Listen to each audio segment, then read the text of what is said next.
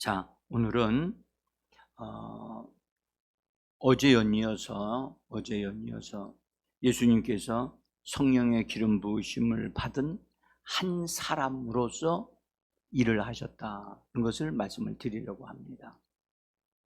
많은 분들이 예수님을 높여드리기 위해서 강조해서 그러시지만, 예수님은 하나님의 아들이시기 때문에 우리를 구원하시는 구세주가 됐다, 그렇게 그 부분을 강조해서 말씀을 하세요. 그래서 하나님의 아들이신 그분이 우리를 대신하여 그렇게 해서 짊어지시고 이루셨다.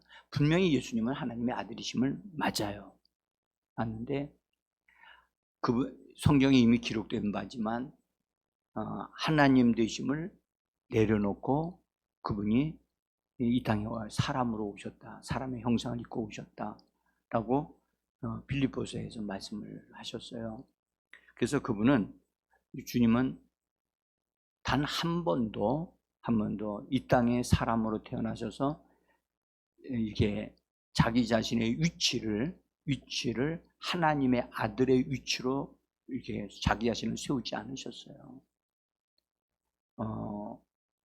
주님은 철저하게 심지어 마귀에게 시험을 받으실 때 마귀는 네가 하나님의 아들이거든 그랬어요. 이 돌돌로 똑똑이가 되게 하라. 분명히 예수님 하나님의 아들이신데 또 그것을 그렇게 기적을 행하실 수도 있어요. 하나님의 아들은 하나님이시기 때문에.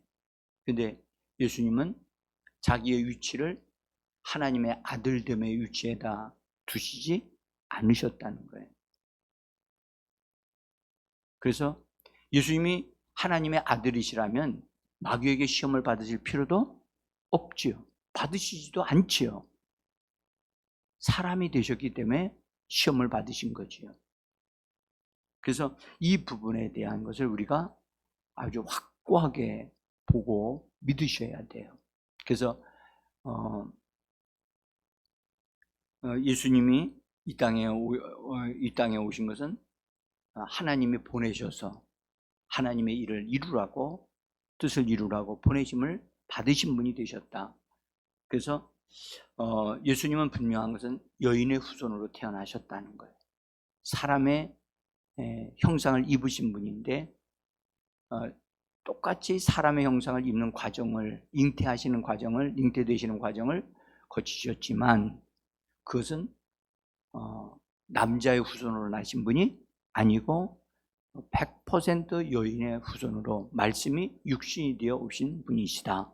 이런 것을, 이런 기본적이면서도 이런 부분은 요동되지 않아야 됩니다. 확고하게. 그래서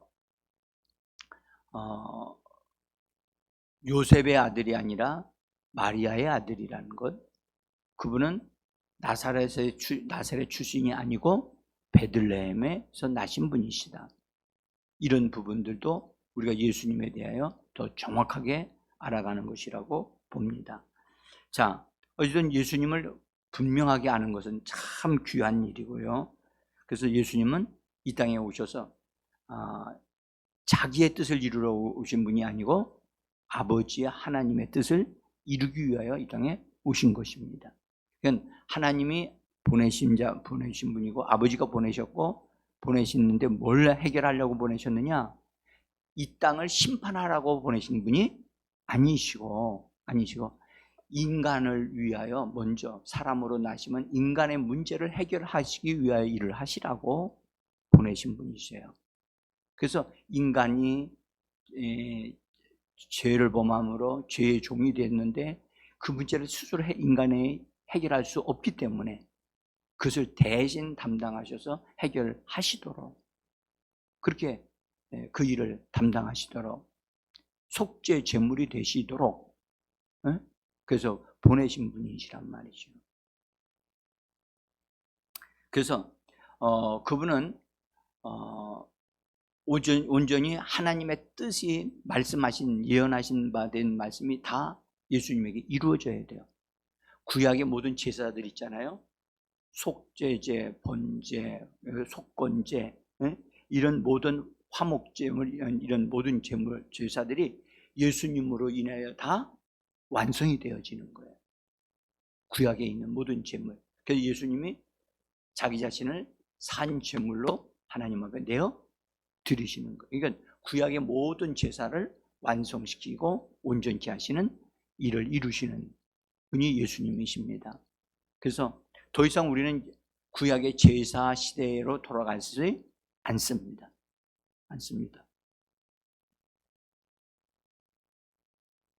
예수님이 육신을 가지셨기 때문에 그 일을 하실 수 있었던 거예요. 그리고 그분이 이 땅에서 나시고 자라시고 29살까지 성령으로 침례 받으시기 전까지는 그분은 한 사람으로서, 한 가정의 아들로서 충성스럽게 목수하시는 아버지를 도우면서 나사렛 동네에서 자라셨어요. 그러시다가 30살에 침례 요한이 요단강에서 침례를 줄 때에 그 침례가 하나님의 뜻인 줄 알고 침례를 받으러 가심으로, 그리고 침례를 받고 올라오실 때 성령이 임하시고 성령의 임재와 기름 부음이 함께 하시면서 그때부터 하나님의 역사를 이끌림을 받게 되셨죠. 그래서 우리는 알 것은 예수님이 30살이 되시기 전까지는 어떤 기적도 행한 적이 없다는 사실을 우리는 알아야 돼요. 분명히 그분은 하나님의 아들이셔요. 아들로 이 땅에 그분이 여인의 후손으로 태어나셨지만 아들됨으로서는 어떠한 것도 하지 아니하셨다 하는 거예요. 이제 예수님이 이 땅에서 어떤 일을 하실 때는 성령이 임하심으로부터 시작해서 성령의 능력으로, 성령의 기름 부으심으로 그분이 그런 일을 하셨다라는 것을 우리가 분명히 보셔야 됩니다. 그와 같이 우리들도 우리의 힘으로 하나님의 역사를 이룰 수 없어요. 오직 성령이 주시는 기름 부음만이 우리로 하여금 하나님의 뜻을 이루게 하시는 줄 믿습니다. 그래서 스가랴서에도 이미 말씀해요. 우리는 힘으로도 안 되고 능으로도 안 되고 오직 여호와의 영으로 말미암느니라고 말씀하셨습니다. 그와 같이 우리는 전적으로 성령의 충만함을 받아야 되고 성령의 기름 부으심을 통해서 하나님의 역사를 쓰임받는 우리가 되어줘야만 합니다. 우리에게는 정확하게 예수님을 통해서 딱 세워졌어요. 길이 세워졌단 말이죠.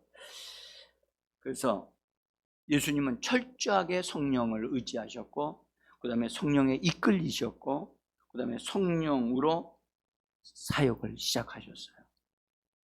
그래서 그런 면들을 우리가 정확하게 보셔야 되고, 그래서 우리는 우리를 통해서 어떤 일이 이루어졌다 하더라도 우리를 드러내거나 우리를 자랑하기는 것으로 그것을 말하면 안 되는 사람들이에요.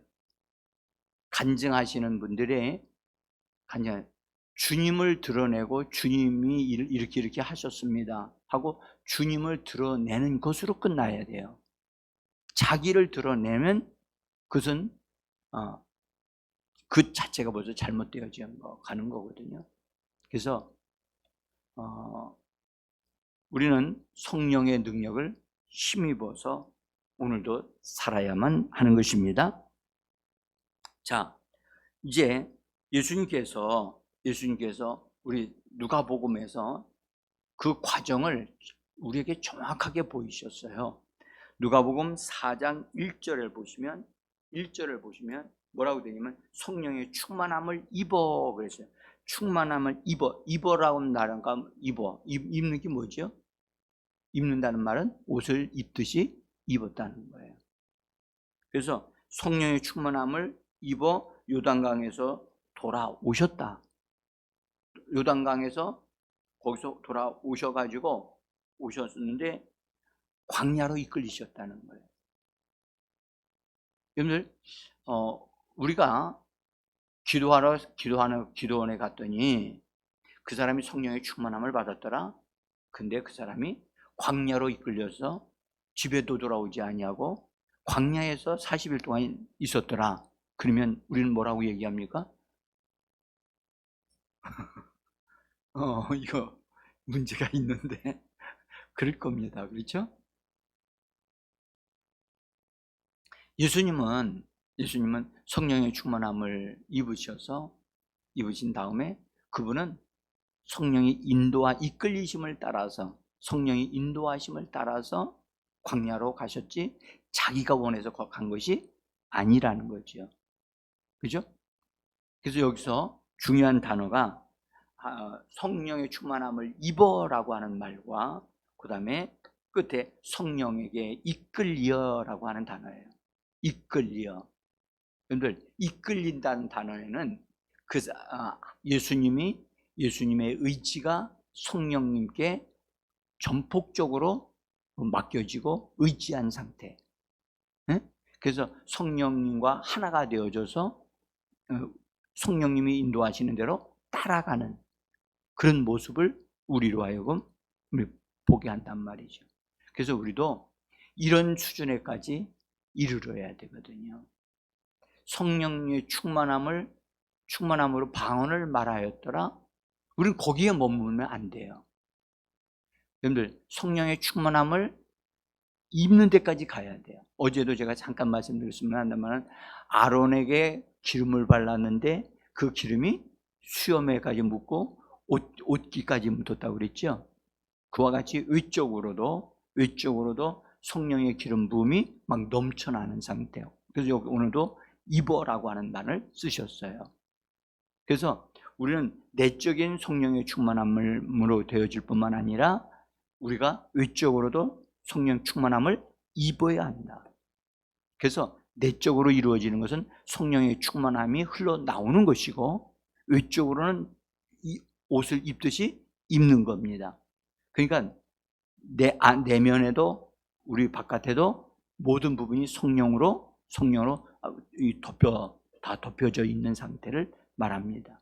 그래서 내적인 성령의 충만함과 흘러넘쳐남을 통해서 말하게 되어지고 그 다음에 외적으로 성령의 충만함을 입음으로 활동하게 되어지는 겁니다. 자, 근데 여기 성령께서 예수님을 이끄신다면 뭐 하셨습니까? 성령께서 이끌어 가시면서 뭘 하시겠느냐? 마귀에게 시험을 받으셨다는 얘기를 누가복음에서 연결합니다. 혼자 시험을 받으신 것이 아니고요. 성령에 이끌려서 시험을 받으신 거예요. 응? 그러니까 성령의 초자연적인 능력이 예수님에게 역사하고 있었다는 것을 우리는 알 수가 있어요. 예수님이 금식하셨다고 그랬죠. 그건 예수님이 육신적인 힘을 힘입어서 금식하시면서 했다. 우리가 생각하기에는 사람들이 금식할 때 하는 그 정도의 것으로 되지 않는 거예요. 그 이상의 강력한 성령의 역사가 있으셨던 거예요.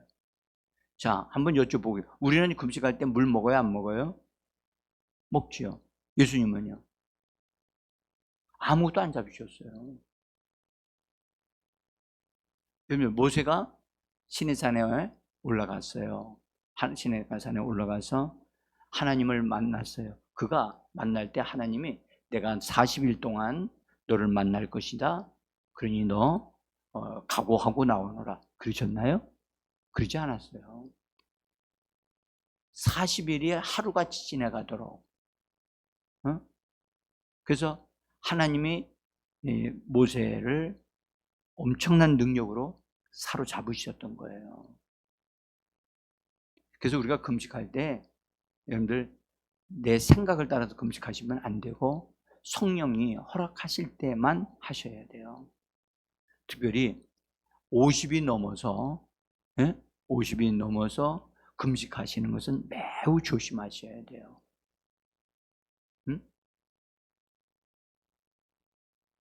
자, 그래서 예수님이 성령에 이끌려 시험을 통과하셨어요. 그리고 원수를 굴복시키고 패배시키고 예수님이 승리하셨죠. 그 다음에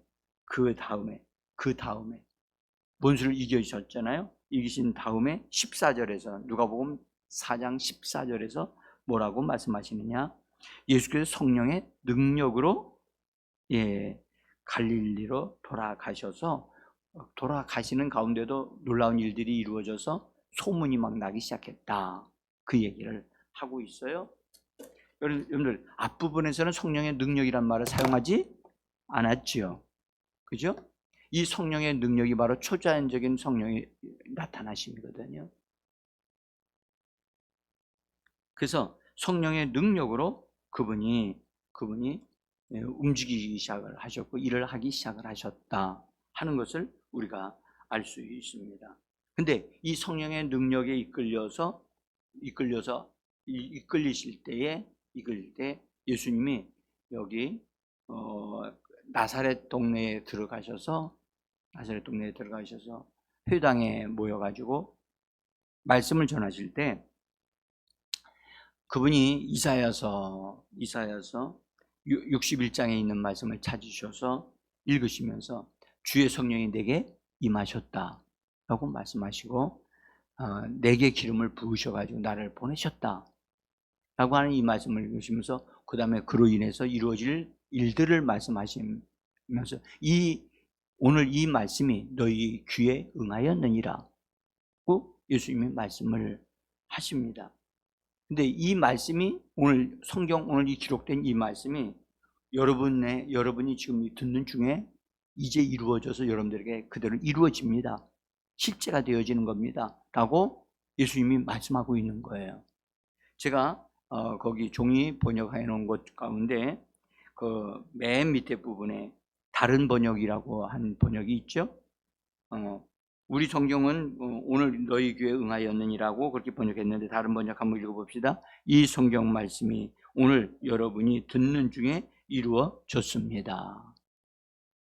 그러니까 기가 막힌 일이 일어난 거죠. 예수님은 이제 하나님의 말씀의 역사가 여러분들에게 실제화되어지고요. 오늘부터 시작이 됐습니다.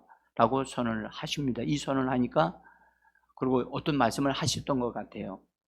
예수님이 너무너무 기가 막힌 말씀들을 막 쏟아내서 말씀하시니까 사람들이 깜짝 놀란 거예요. 깜짝 놀라요. 심지어 예수님을 받아들이지를 못해요. 그래서 그들이 나사렛 동네 사는 사람들이 예수님을 잡아다가 낭떠러지게 밀어서 죽이려고 했어요. 근데 예수님이 성령의 능력을 통해서 그들을 피하여 가셨지요. 그 말씀을 이제 기록하고 있는데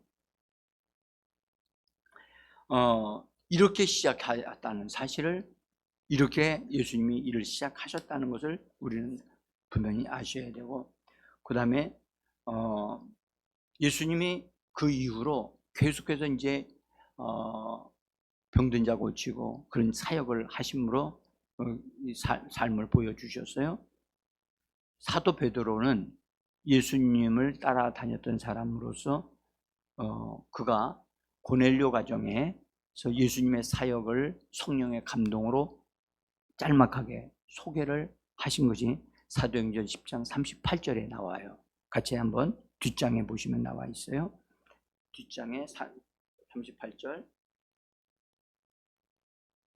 읽겠습니다. 하나님이 나사렛 예수에게 성령과 능력을 기름 붓듯 하셨으며 그가 돌아다니시며 선한 일을 행하시고 마귀에게 눌린 모든 사람을 고치셨으니 이는 하나님이 함께 하셨습니다. 여기 하나님이 나사렛 예수에게 성령과 능력을 기름 붓듯 하셨다. 이것이 예수님이 일하신 방법이었고 예수님의 모습이었던 거죠. 그래서 예수님은 성령과 능력을 기름 붓듯 부음을 받으심으로 일을 하신 분이시다.